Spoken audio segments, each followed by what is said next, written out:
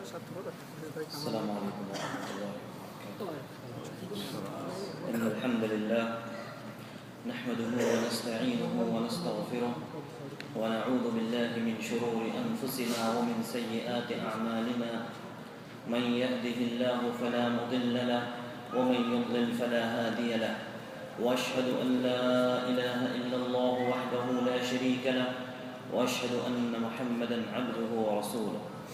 أما بعد فإن خير الحديث كتاب الله وخير الهدي هدي محمد صلى الله عليه وسلم وشر الأمور محدثاتها وكل محدثة بدعة وكل بدعة ضلالة وكل ضلالة في النار. أعوذ بالله من الشيطان الرجيم. بسم الله الرحمن الرحيم. ليس البر أن تولوا وجوهكم قبل المشرق والمغرب ولكن البر من آمن بالله واليوم الآخر. میرے معزز دینی بھائیوں، آج کے اس درس کا انشاءاللہ موضوع ہوگا آخرت کے دن کے مرحلے۔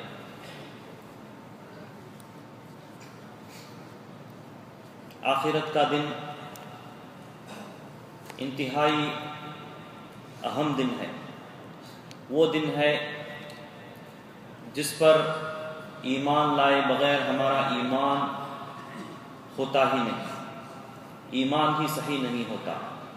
اتنا زیادہ اہمیت کا یہ دن ہے۔ تو انشاءاللہ آج کے اس درس میں یہ کوشش کروں گا کہ آخرت کے دن کے تعلق سے جن جن اہم باتوں کو ہمیں جاننا ہے وہ چند اہم باتیں آپ حضرات کے سامنے رکھوں۔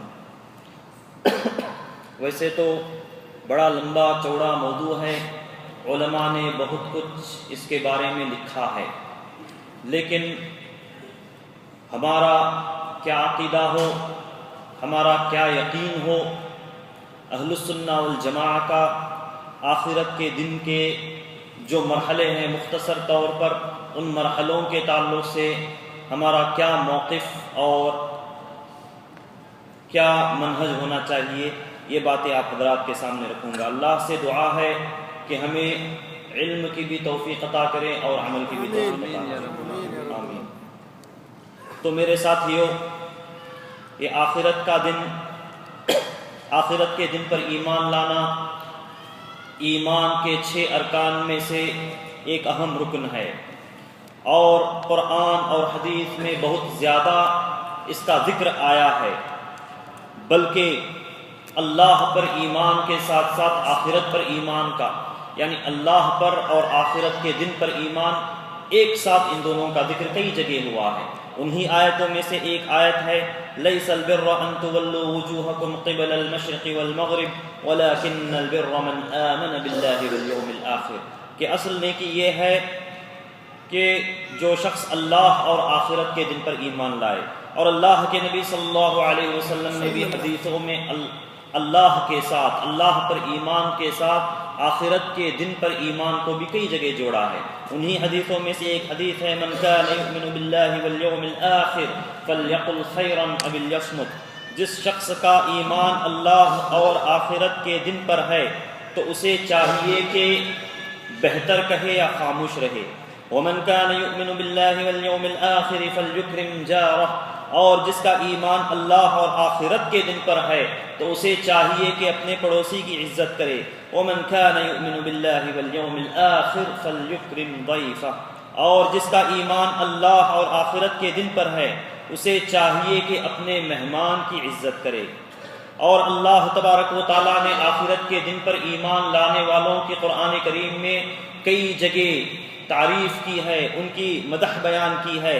اللہ تبارک و تعالیٰ ایک جگہ قرآن کریم میں کہتا ہے وَهُمْ بِالْآخِرَةِ هُمْ يُوقِنُونَ، کہ ایمان والے آخرت پر یقین کرتے ہیں، ایمان والوں کی یہ صفت ہے۔ اور کافروں کی یہ صفت ہے کہ آخرت کو وہ لوگ ٹھکراتے ہیں، آخرت کا انکار کرتے ہیں۔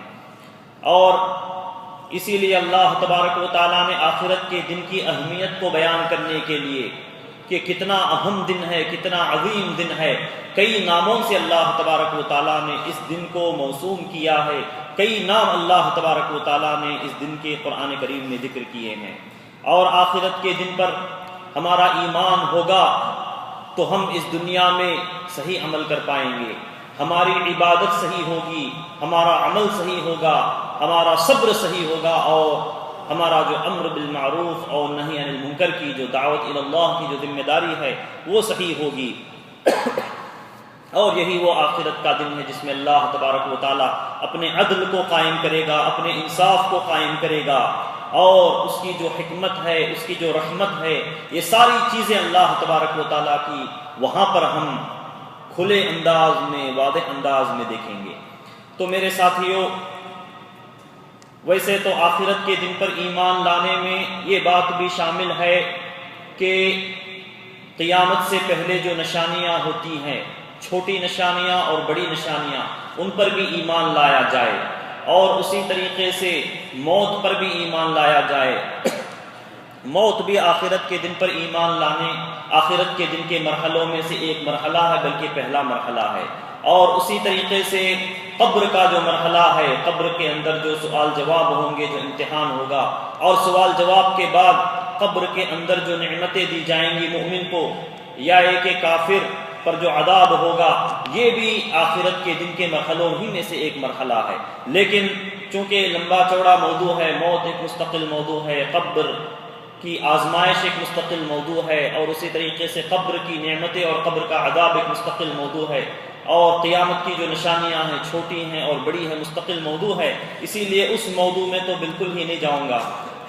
لیکن قیامت کے دن جو مرحلے پیش آنے والے ہیں، مختصر طور پر اس کی طرف اشارہ کرتے ہوئے اپنی بات کو ختم کرتا ہوں۔ تو سب سے پہلا مرحلہ آخرت کے دن کا النفخ فی الصور ہے، سور میں پھونکا جانا ہے، اور اس سور میں پھونکا جانا 2 مرتبہ پھونکا جائے گا۔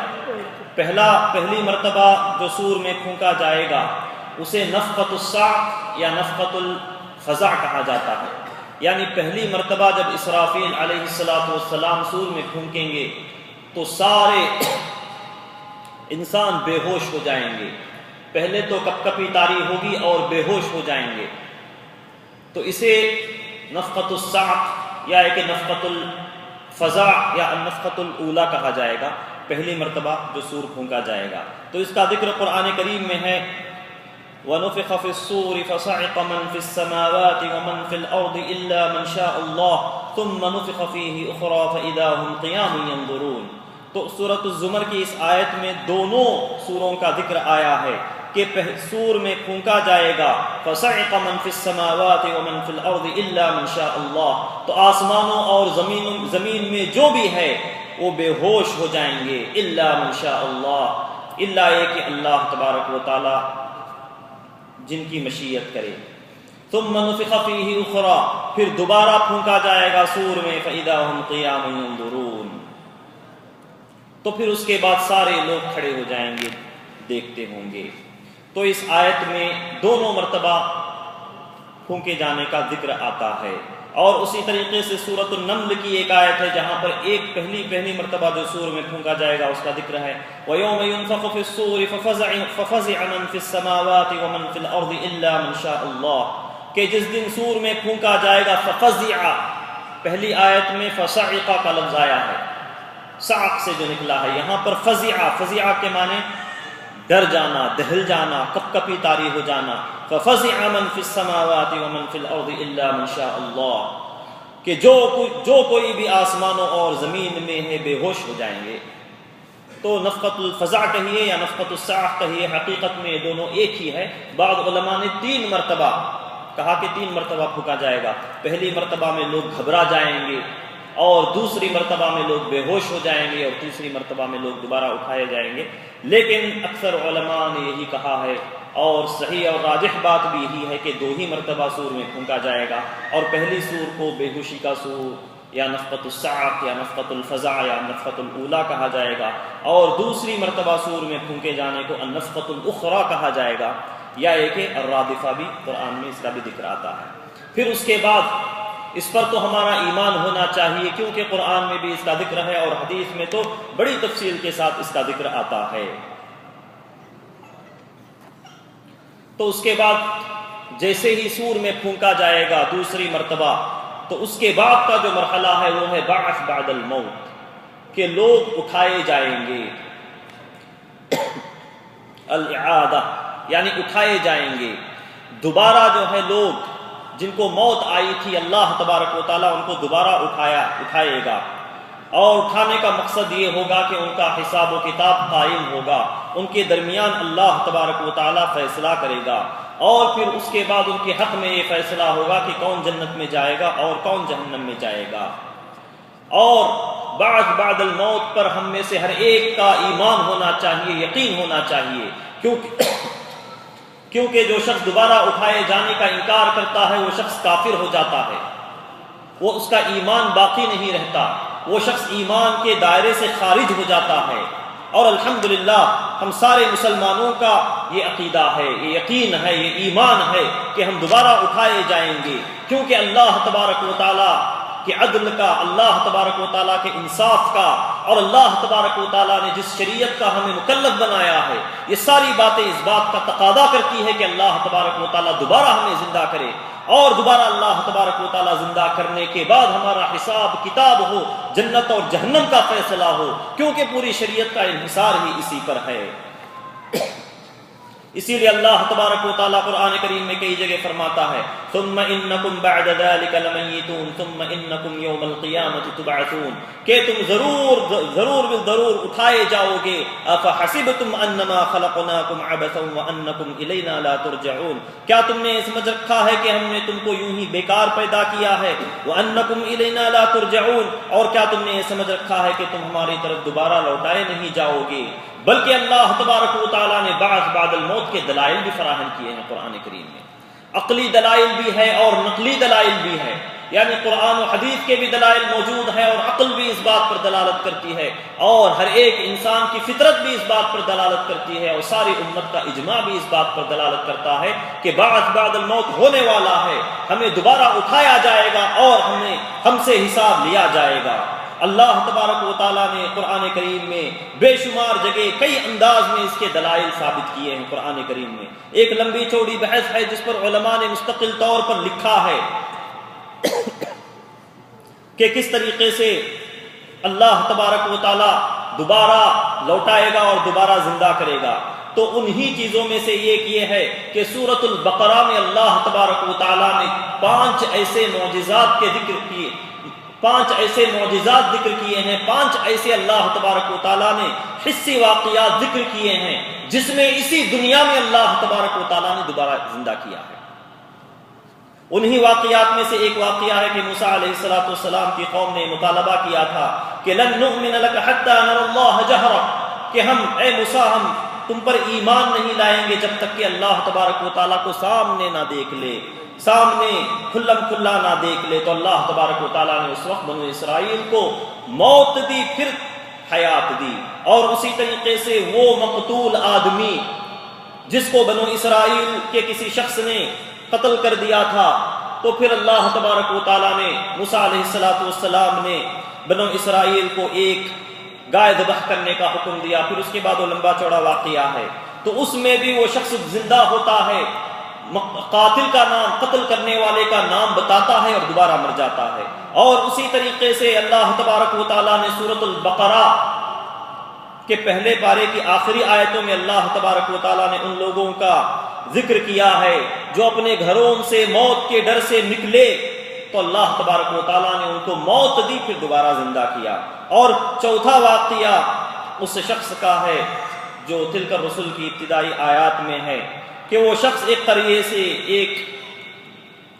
ایک ویران قریے سے، ایک پرانے قریے سے گزرتا ہے وہ شخص، پھر اس کے بعد یہ سوچتا ہے کہ شاید اللہ تبارک ان لوگوں کو اس قریے کو دوبارہ زندہ نہیں کرے گا، تو اللہ تبارک و تعالیٰ نے اس شخص کو 100 سال موت دی، پھر دوبارہ زندہ کیا۔ اور اسی طریقے سے ابراہیم علیہ السلام کا واقعہ ہے کہ اللہ تبارک و تعالیٰ نے ابراہیم علیہ السلام کو 4 پرندے ذبح کرنے کا حکم دیا، پھر یہاں وہاں ذبح کرنے کے بعد پرندوں کو ٹکڑے کرنے کے بعد کئی پہاڑوں پر پھینک دینے کا حکم دیا. پھر دوبارہ اللہ تبارک و تعالیٰ نے ابراہیم علیہ السلام کو حکم دیا, وہ آواز لگاتے ہیں اور پرندے دوبارہ زندہ ہو کر آ جاتے ہیں.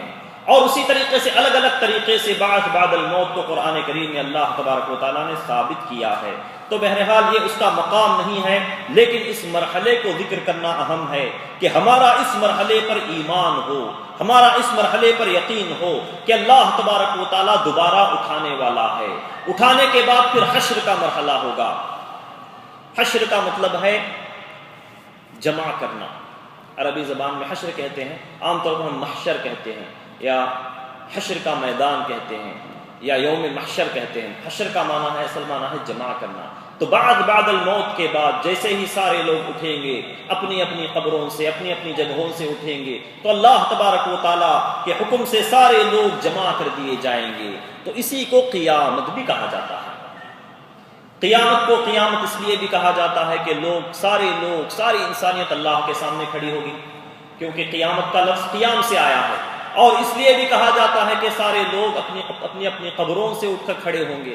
اور اس لیے بھی کہا جاتا ہے کہ اس وقت ساری مخلوق یہاں تک کہ فرشتے بھی صف بستہ ہو کر اللہ کے سامنے کھڑے ہوں گے. اس لیے قیامت کو قیامت کہا جاتا ہے. اور قیامت کا یہ مرحلہ بڑا سخت مرحلہ ہے, بڑا عظیم مرحلہ ہے, اللہ کے سامنے قیام کرنے کا مرحلہ ہے. تو ہمیں اس مرحلے کی, اس دن کی تیاری کرنے کی ضرورت ہے.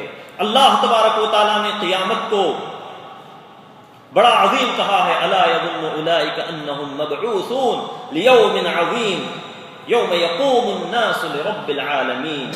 کیا الا یظن اولئک انہم مبعوثون, کیا انہیں نہیں معلوم کہ انہیں دوبارہ اٹھایا جائے گا, پھر اس کے بعد لیوم عظیم, اس بڑے دن کے لیے اٹھایا جائے گا. تو یہاں پر اللہ تبارک و تعالیٰ نے واضح انداز میں کہہ دیا کہ لیوم عظیم, یہ بڑا دن ہے, یوم یقوم الناس لرب العالمین, جس دن کے سارے لوگ اللہ کے سامنے کھڑے ہوں گے. تو یہ بڑا عظیم دن ہے. اور اسے ایک اور جگہ قرآن کریم میں یوم ثقیلہ کہا گیا ہے, بھاری دن ہے. سارے مومنین کے لیے بھی بھاری دن ہے یہ, بلکہ حشر کے میدان میں انبیاء پر بھی بھاری دن ہوگا. انبیاء بھی یہی کہیں گے اللہم سلم سلم, یعنی انبیاء بھی نفسی کے عالم میں رہیں گے. اتنا سخت دن ہے, اتنا بڑا عظیم دن ہے, اتنا ہولناک دن ہے. اور اسی دن کے تعلق سے آتا ہے کہ دودھ پلانے والی عورت بھی اپنے شیرخوار بچے کو چھوڑ دے گی, اور حاملہ عورت کا بھی حمل ساقط ہو جائے گا, اور لوگ پریشان ہو جائیں گے. ایسا محسوس ہوتا ہوگا کہ لوگ مدہوش ہے, شراب پیے ہوئے ہیں, لوگ مدہوش ہے, نفسی کے عالم میں ہے, ہر ایک کو اپنی فکر لگی ہوگی. اور سورج بھی قریب کر دیا جائے گا اس دن, اور اللہ تبارک و تعالیٰ اپنے فضل اور انعام سے عرش کے سائے میں بعض خوش نصیب لوگوں کو اس دن اپنے سائے میں جگا دے گا. تو میرے ساتھیوں, یہ وہ عظیم دن ہے جس کا ذکر قرآن کریم میں کئی جگہ آیا ہے, جس کی ہولناکی بتائی گئی ہے, جس کے واقعات بتائے گئے ہیں کہ وہ دن کیسا ہوگا. اور اللہ تبارک و تعالیٰ نے اس دن کو الگ الگ نام سے موسوم کیا ہے. عزفت العازفہ, القارعہ, الطامہ, الصاخہ, ایسے الفاظ کے ذریعے اللہ تبارک و تعالیٰ نے اس دن کی سختی بیان کی ہے, اور اس دن کی عظمت اور ہولناکی بیان کی ہے. تو ہمیں اس دن کی تیاری کرنے کی ضرورت ہے. اللہ سے دعا ہے کہ جو اصل مقصد ہے آخرت کی کامیابی کو حاصل کرنے کا, اس مقصد کو ہم اس دنیا کی خاطر جو ہے ضائع نہ کریں, کیونکہ اصل مقصد آخرت کی سرخروئی ہے. فمن زحزح عن النار وادخل الجنة فقد فاز, جہنم سے بچنا ہے اور جنت حاصل کرنا ہے, یہ اصل مقصد ہے زندگی کا. انبیاء اور صحابہ نے اس دنیاوی زندگی کو ترجیح نہیں دی, پریفرنس نہیں دی, پرائیورٹی نہیں دی. ترجیح اگر انہوں نے دی تو آخرت کی زندگی کو دی ہے. اور تو آخرت کی زندگی کی ابتدا اس قیامت کے دن سے ہونے والی ہے, آخرت کے دن سے ہونے والی ہے. اس کی زیادہ اہمیت آئی ہے, اور حقیقت میں کامیاب اس کی زندگی ہے جو آخرت کو ترجیح دیتا ہے دنیا پر. وہ لوگ جو پیسے کے پیچھے، پیسہ بٹورنے کے پیچھے اپنی چند دنوں کی خوشیوں کی خاطر اتنی محنت کرتے ہیں، انہیں جان لینا چاہیے کہ یہ پیسہ، یہ خوشی چند دنوں کی خوشی ہے، چند دنوں کا سامان ہے، دھوکے کا سامان ہے، لیکن اصل چیز آخرت ہے میرے ساتھیو۔ اسے ترجیح دیجئے، اسے ترجیح دیجئے، آخرت کو ضائع مت کیجئے، اور اس دنیا کے پیچھے اس طرح نہ پڑیے جس طرح فاسق اور فاجر اور کافر پڑتے ہیں۔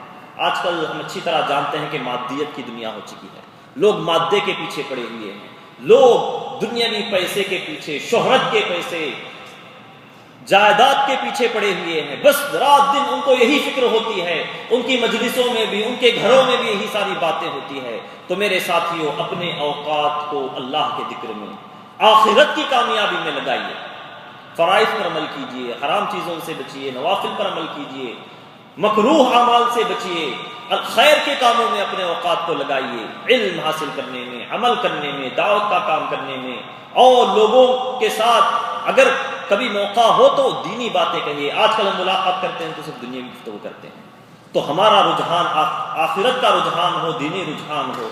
اللہ تبارک و تعالیٰ سے دعا ہے کہ ہمیں کما ہو آخرت کی تیاری کرنے کی توفیق عطا فرمائے۔ پھر اس کے بعد جب لوگ قیامت کے دن کھڑے کر دیے جائیں گے تو اس کے بعد مرحلہ آئے گا حساب و کتاب کا۔ تو حساب و کتاب اللہ تبارک و تعالیٰ اپنے انصاف کو ظاہر کرنے کے لیے حساب و کتاب قائم کرے گا، ورنہ تو اللہ تبارک و تعالیٰ محتاج نہیں ہے حساب و کتاب قائم کرنے کا۔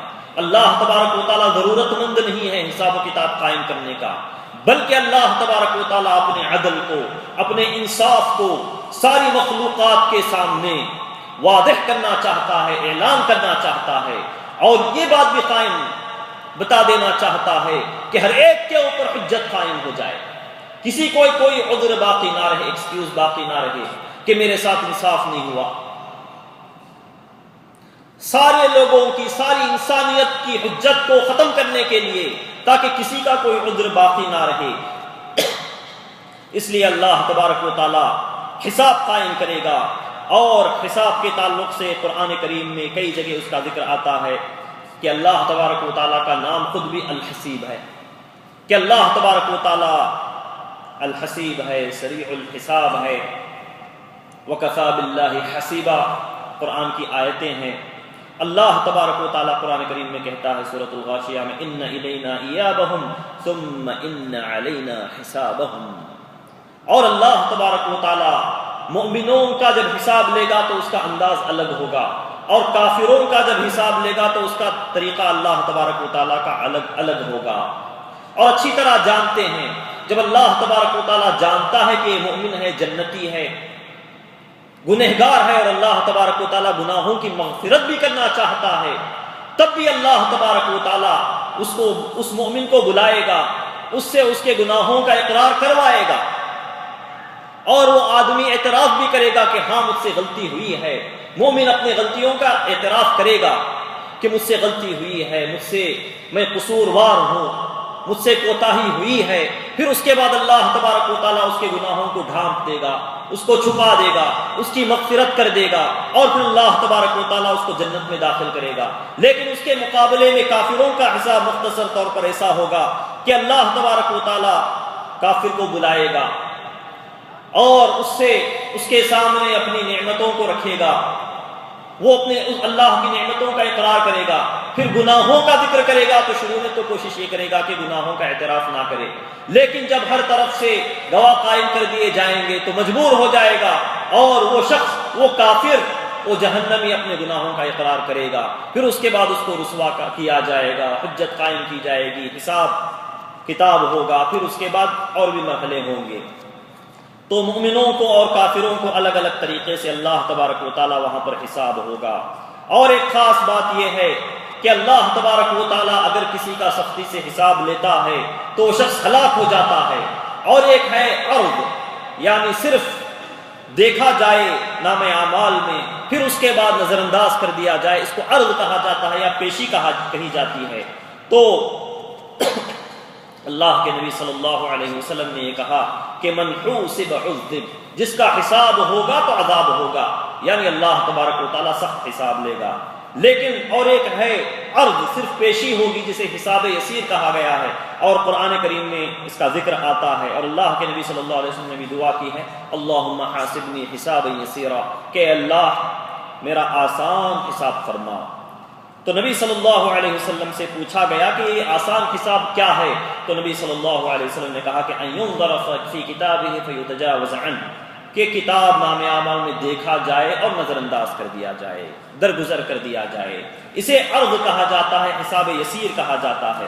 لیکن جس کا مناقشہ ہوگا، حساب ہوگا، تو اللہ کے نبی صلی اللہ علیہ وسلم نے کہا کہ ہلاک ہو جائے گا وہ شخص۔ اور ایسے بھی لوگ ہوں گے جن کو اللہ تبارک و تعالیٰ بلا حساب اور بلا عذاب جنت میں داخل کرے گا۔ تو لمبی چوڑی روایت اس تعلق سے بھی آتی ہے۔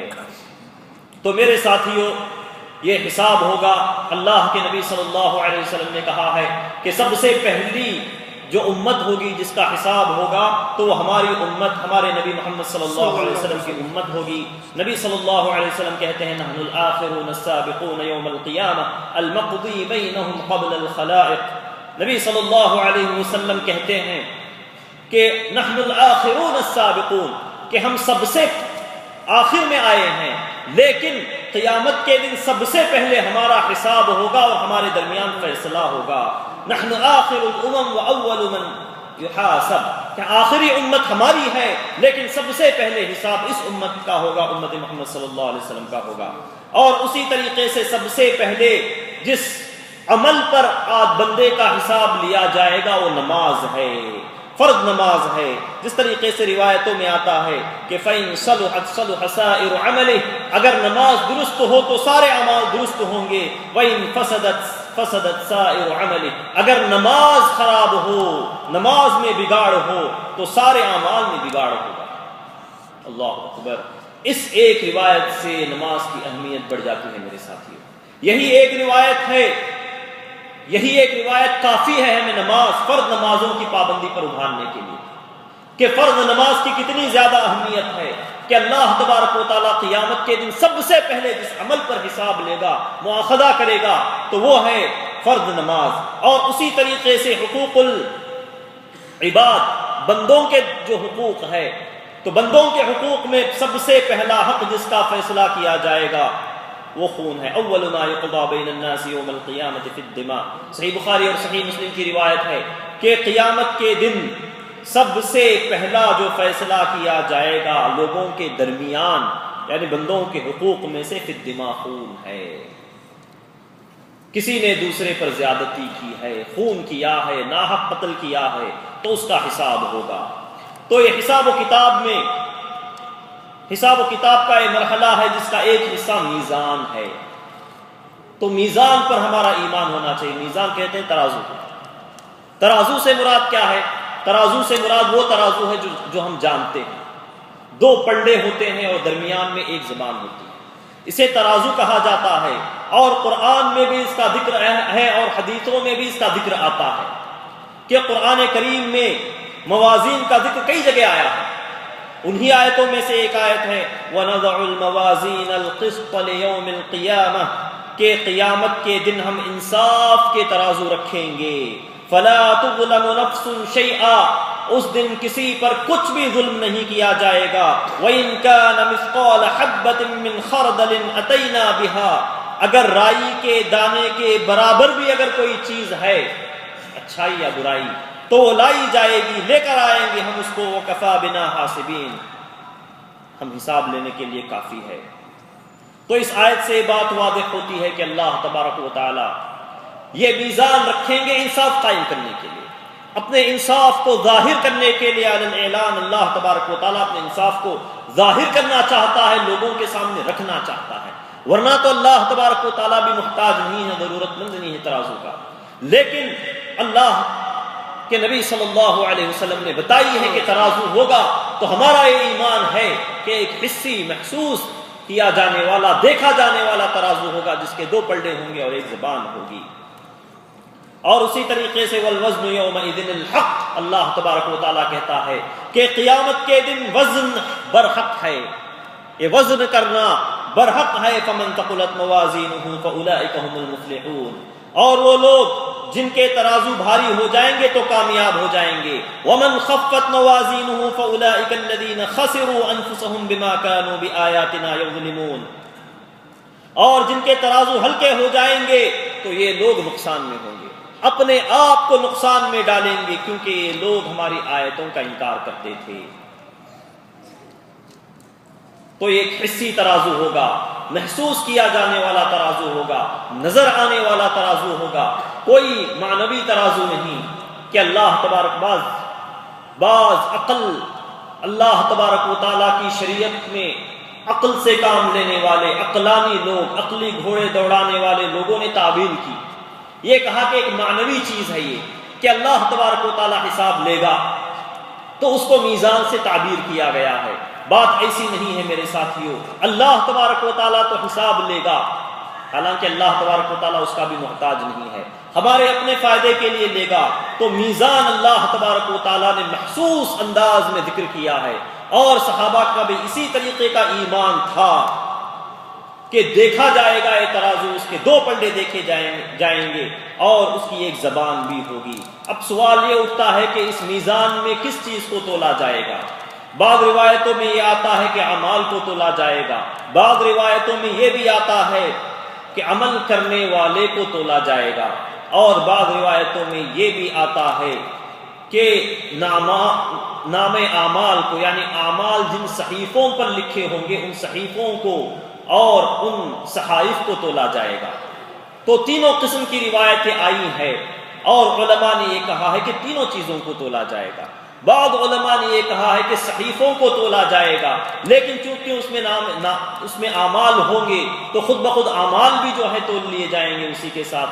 اور اسی طریقے سے جہاں تک عمل کرنے والے کا ذکر ہے تو عمل کرنے والے کو تولنے سے مراد یہ ہے، بعض علماء نے جس طریقے سے ابن عثیمین وغیرہ رحمہ اللہ نے یہ کہا ہے کہ عمل کرنے والے کو تولا جائے گا، مطلب یہ ہے کہ اس کی عزت بڑھائی جائے گی اور اس کا قدر اونچا کیا جائے گا وہاں پر، یہ مراد ہے. واللہ عالم. جو بھی ہو، تینوں قسم کی روایتیں آتی ہیں کہ تینوں چیزوں کو وہاں پر تولا جائے گا، نام اعمال کو بھی تولا جائے گا، اعمال کو بھی تولا جائے گا، اور اسی طریقے سے عمل کرنے والے کو بھی تولا جائے گا. جس طریقے سے ایک روایت میں آتا ہے، کئی روایتیں اس پر دلالت کرتی ہیں، انہی روایتوں میں سے ایک روایت یہ ہے کہ نبی صلی اللہ علیہ وسلم نے کہا، ابو ہریرہ رضی اللہ عنہ کی روایت ہے، انه لا يأتي الرجل السمين يوم القيامة لا يزن عند الله جناح بعوضة، کہ قیامت کے دن ایک موٹا تازہ آدمی آئے گا لیکن اللہ کے پاس مکھی کے پر کے برابر بھی اس کا وزن نہیں ہوگا.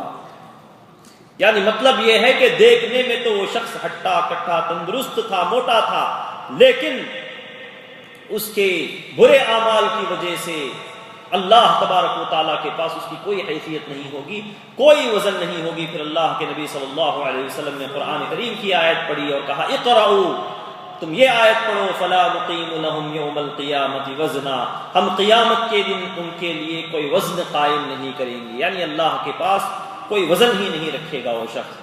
اور ایک سوال یہ ہے جس پر علماء نے بحث کی ہے کہ کیا ترازو ایک ہوگا یا کئی ترازو ہوں گے، کیونکہ قرآن کریم میں جو ذکر آیا ہے صرف موازین کا ذکر آیا ہے، کہ موازین کا ذکر آیا ہے، یعنی جن کے ترازو بھاری ہوں گے یا جن کے ترازو ہلکے ہوں گے.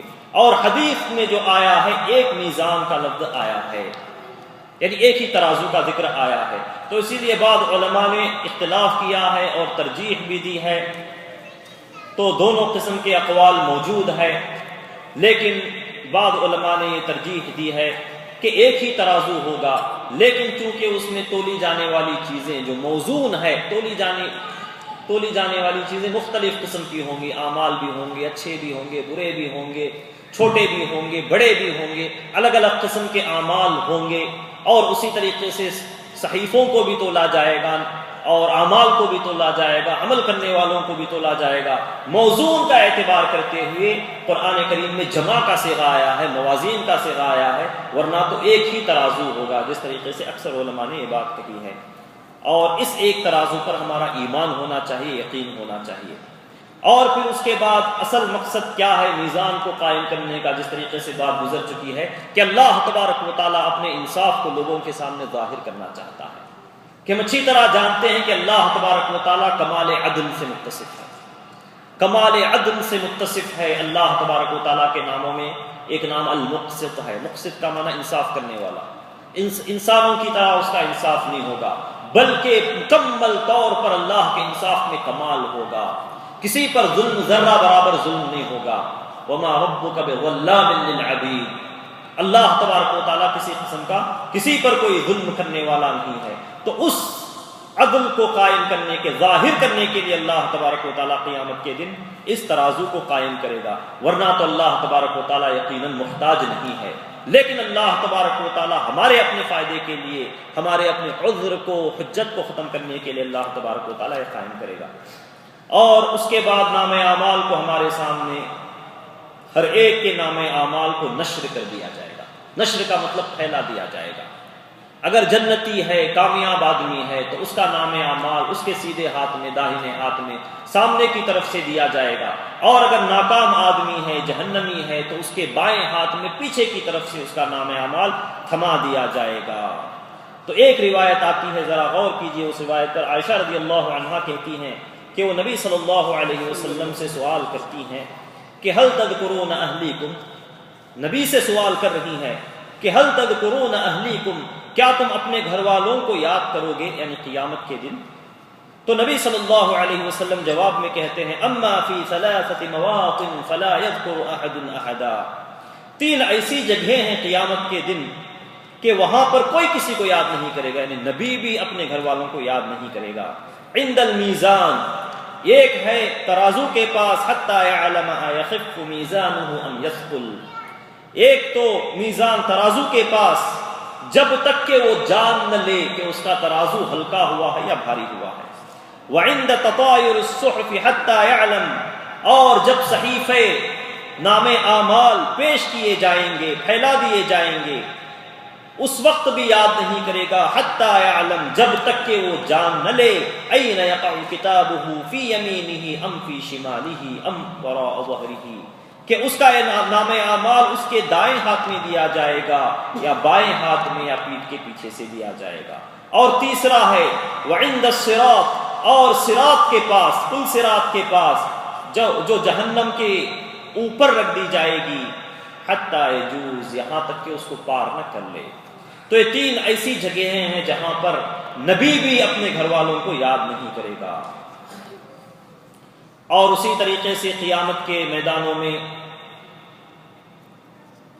جن باتوں پر ہمیں یقین اور ایمان لانا ہے وہ حوض ہے، اور حوض کوثر تو ہم عام طور پر نام سنتے ہیں، لیکن صحیح بات یہ ہے کہ یہ کوثر جنت کی نہر ہے، جس جنت کی نہر کا پانی اس حوض میں آئے گا، کہ ہر نبی کو وہاں پر قیامت کے دن میدانوں میں ایک حوض دیا جائے گا، لیکن ہمارے نبی محمد صلی اللہ علیہ وسلم کو جو حوض دیا جائے گا، سب سے بڑا، سب سے خوبصورت، سب سے کشادہ، سب سے عظیم حوض ہوگا۔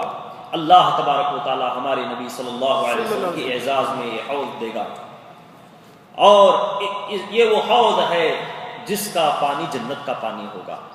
نہر کوثر جو جنت کی نہر ہے، وہاں کے پانی سے حوض سیراب ہوگا، وہاں کا پانی اس میں آئے گا۔ اور اللہ تبارک و تعالیٰ نے اس نہر کوثر کا ذکر قرآن میں کیا ہے سورۃ الکوثر میں، کہ انا اعطیناک الکوثر، اور حوض کی حدیثیں متواتر حدیثیں ہیں، یعنی مطلب یہ ہے کہ بے شمار صحابہ نے، جس طریقے سے امام طحاوی رحمہ اللہ کہتے ہیں کہ 30 سے زیادہ صحابہ نے اس حدیث کو روایت کیا ہے۔ حوض کی جو حدیث ہے نبی صلی اللہ علیہ وسلم کے حوض کی، 30 سے زیادہ صحابہ نے اس کو روایت کیا ہے، اسی لیے کسی قسم کہ انکار کی کوئی گنجائش نہیں رہتی، یا کسی قسم کی کوئی تعویل کی گنجائش نہیں ہے۔ تو یہ حوض وہاں پر قائم کیا جائے گا قیامت کے میدانوں میں، اور اس حوض کی صفتیں تو اللہ کے نبی صلی اللہ علیہ وسلم نے بے شمار بتائی۔ جب 30 سے زیادہ صحابہ سے مروی ہے تو ذرا اندازہ لگائیں کہ کتنی صفتیں اس کی مروی ہو کر آئی ہوں گی، ذرا اندازہ لگائیں۔ تو انہی حدیثوں میں سے ایک حدیث ہے انی فرطکم علی الحوض من مر علی شرب، کہ میں سب سے پہلے، تم میں سب سے پہلے میں حوض پر پہنچنے والا میں ہوں. ممر علی شرب، جو بھی مجھ سے گزرے گا قیامت کے دن حوض سے تو اس حوض سے پیے گا. ومن شرب لم یظما ابدا، اور جو اس حوض کے پانی سے پیے گا تو کبھی پھر پیاسا نہیں ہوگا. لَيَرِدَنَّ عَلَيَّ أَقْوَامٌ، اور وہاں پر یقیناً بعض ایسے لوگ آئیں گے جن کو میں جانتا ہوں اور جو مجھے جانتے ہوں گے. ثُمَّ يُحَالُ بَيْنِي وَبَيْنَهُمْ، پھر اس کے بعد میرے اور ان کے درمیان پردہ ڈال دیا جائے گا، یعنی وہ لوگ دور کر دیے جائیں گے. تم اچھی طرح جانتے ہیں، روایتیں الگ الگ الفاظ کے ساتھ آئی ہیں، اور ان سے مراد کون ہے؟ بدعتی ہیں، جو نبی صلی اللہ علیہ وسلم کے جانے کے بعد نبی صلی اللہ علیہ وسلم کے دین میں انہوں نے اضافہ کیا، بگاڑ اور فساد برپا کیا، نئی نئی چیزیں یہ لوگ لے کر آئے، تو یہ وہ بدعتی ہوں گے جن کو حوض سے روک لیا جائے گا. نبی صلی اللہ علیہ وسلم نے صحابہ کو، اپنے امتیوں کو جانتے ہوں گے، لیکن جو بدعتی ہے انہیں حوض سے روک لیا جائے گا. اور اس حوض کی بڑی تفصیل آئی ہے، تو مختصر طور پر یہ ہے کہ اس کا پانی دودھ اور چاندی سے زیادہ سفید ہوگا، اور برف سے زیادہ ٹھنڈا ہوگا، شہد سے زیادہ میٹھا ہوگا، مشک کی خوشبو سے زیادہ خوشبودار ہوگا، اور اس کی پیالیاں آسمان کے ستاروں کی طرح ہوگی، یعنی تعداد میں. اور یہ بڑا لمبا چوڑا کشادہ حوض ہوگا، جس کی لمبائی 1 مہینے کی ہوگی اور چوڑائی 1 مہینے کی ہوگی. اور جو شخص، یعنی جتنا زیادہ اس حوض سے لوگ پیئیں گے اتنا زیادہ یہ حوض اور کشادہ ہوتا جائے گا. جو شخص ایک گھونٹ پانی اس سے پی لے تو کبھی بھی پیاسا نہیں ہوگا. اور بھی بے شمار صفتیں آئی ہیں اس حوض کی جو نبی صلی اللہ علیہ وسلم نے بیان کی ہے. تو یہ اللہ تبارک و تعالی ہمارے نبی محمد صلی اللہ علیہ وسلم کو اعزاز کے طور پر یہ حوض دے گا. اللہ سے دعا ہے کہ ہمیں بھی اس حوض کا پانی پینے والوں میں سے بنائے، آمین یا رب. اور اس کے بعد جو مرحلہ ہے وہ صراط کا مرحلہ ہے. یہ صراط ہے جسے ہم پل صراط کے نام سے مشہور ہے. صراط ہے جہنم کی پشت پر ایک پل ڈال دیا جائے گا جس کو صراط کہا جاتا ہے، اور اس پل سے ہر ایک کو گزرنا ہے. اب سوال یہ اٹھتا ہے کہ کیا کافر بھی گزریں گے؟